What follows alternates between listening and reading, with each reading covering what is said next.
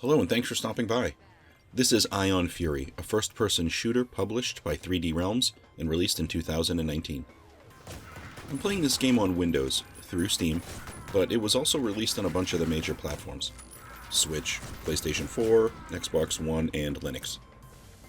It's one of those PC games that doesn't have a lot of overhead required to get it to run well. I installed this one on a Windows tablet and it runs fantastic. I like games that hold up when I put them on a portable machine. That's great. So, we have a retro-inspired first-person shooter that was built using a game engine that hadn't been utilized by games for about 20 years. So, we're probably going to be stuck with the limitations of the engine, I suppose, but it runs great. Although you are running around a 3D space, characters are basically two dimensions. Colors are going to be bright and flashy, you're going to get lots of gore, and you're going to get audio clips as you interact with different scenarios. This is a prequel to a game called Bombshell, which is something I haven't played yet, and it's a cyberpunk future setting. This one is in the rough style of Doom, or probably closer to Duke Nukem actually, which would mean that there are going to be oddball statements that your character makes as you progress through the game. You're going to get some pop culture references from movies, and some of these are going to be amusing, but others might become a little tedious, especially if you die and have to hear the same statement over and over again. But overall, I think it's minor, and the gameplay is really good with this one, so it sort of overshadows that. If you like the original Doom, it's going to have similar winding mazes, along with tons of hidden areas. It also has one of those great overlapping sort of maps on screen that Doom offered. When you need to find your way out of some sort of crazy maze, it can be really helpful. I was really excited to see this. And also, this has two different flavors. You can get a wire outline, or you can get a full color view. I think that's really helpful when you get lost, and I get lost plenty. Some of these levels are really pretty complex. Yeah, you have different color doors that you have to match with the corresponding colored key, but you gotta find those keys in the first place. And there are valves and different things you have to interact with to move forward. I guess for this type of game from the late 90s, this is sort of standard fare. You play the character of Shelly, and you are a bomb disposal expert, running around shooting these cybernetic enemies in a futuristic city. Shooters like this, for me anyway, always revolve around the type of weapons that you get to use in the game. This is one of the key elements for this style. Your guns are going to fall into specific categories, but basically look at the original Doom game. Keyboard numbers 1 through 9, they're all different weapons. This is where the standard was set.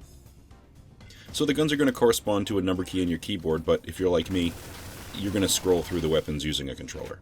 I've moved on to controllers for playing games on PC like this, although I know there are still plenty of PC players that prefer to use the keyboard, but for me, I use an Xbox-style controller with the sensitivity turned down in the game just a little bit for visual smoothness. The most basic weapon for a game like this is your hand-to-hand weapon, and it's always important to have a good one. This saves on ammunition, and it's your last resort if you run out of ammunition. Here we have a police baton, and it's electrically charged. It's actually kind of clever that they did it this way, because every now and again you run into a generator and it needs a charge, so you smack the generator with your baton, it charges it up, and you can move through whatever obstacle that was controlling. What a clever idea. You also get a handgun that looks like a beefed up .357 Magnum. It's huge and menacing. It does well enough on range and is a decent enough go-to weapon. The reload speed is okay, but there are also a lot of corners that you can duck behind while you reload, so I don't think that's much of an issue. It's certainly not as powerful as the shotgun. That's probably my go-to weapon, at least when I have ammo for it. It's got this sort of drum cartridge type thing that you reload, and it's usually 1 or 2 shots will take out most enemies, so I don't find you're exposed that much with this gun. There's also a handheld auto gun that's kind of fun, and it seems that every few shots you catch an enemy with, they'll get set on fire, which is fun enough. You can also pick up a second one and dual wield them, which is always nice.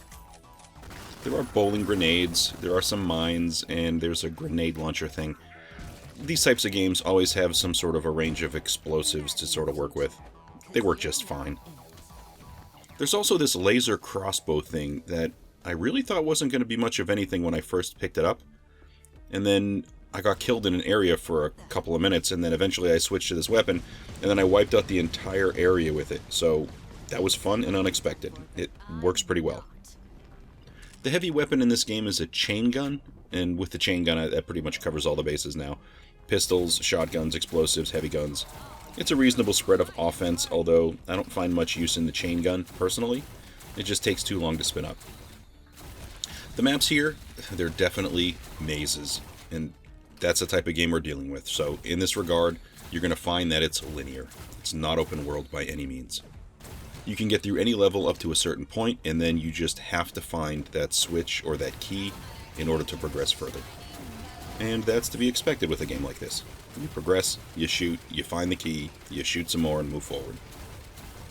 It can certainly get confusing at times. There was an area where I couldn't figure out to charge a generator. It took me 20 minutes to figure it out.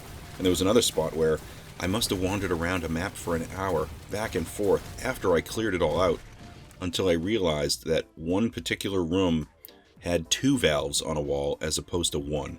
I had turned 1 valve and nothing happened. I went back almost an hour later, and it turns out if you turn the second one, you can move forward. It was a bit of a hassle, but it was also a relief when I made it through. I think there's a lot of stuff to like with this game. It handles well, it's fun to play, and the enemies are a decent cyberpunk cult. And you get oddities associated with that, like a severed head running around on mechanical spider legs, or heads that are attached to flying drones. There are also these sort of severed upper torsos that sort of fly around every now and again and launch missiles at you. These are all decent enough enemies to shoot at. I like them. There's also plenty of gore when you blow somebody up.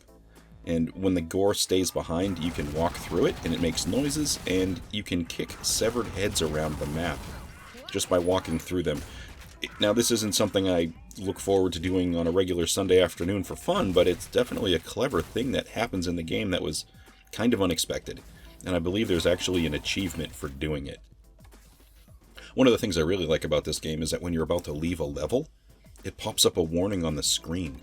It tells you how many secrets you might have missed on the level you're about to leave. This lets you turn around, go back, and scour the level for more if you want. I know secrets are a big thing with games like this, especially back in the day. Think about Doom. Part of the fun of a game like that is to figure out where all the individual hidden objects and doors are. This is where you find weapons, extra ammunition, health, all the stuff you need to make the next level easier. I think if this game came out when this engine was in regular use 20 years back, I think it would have done really well. It's doing really well now, I guess. Well, that's all I have today for Ion Fury for the PC. If you like this type of video, please feel free to like and subscribe and all that good stuff, and thanks for watching. I hope to catch you on another video.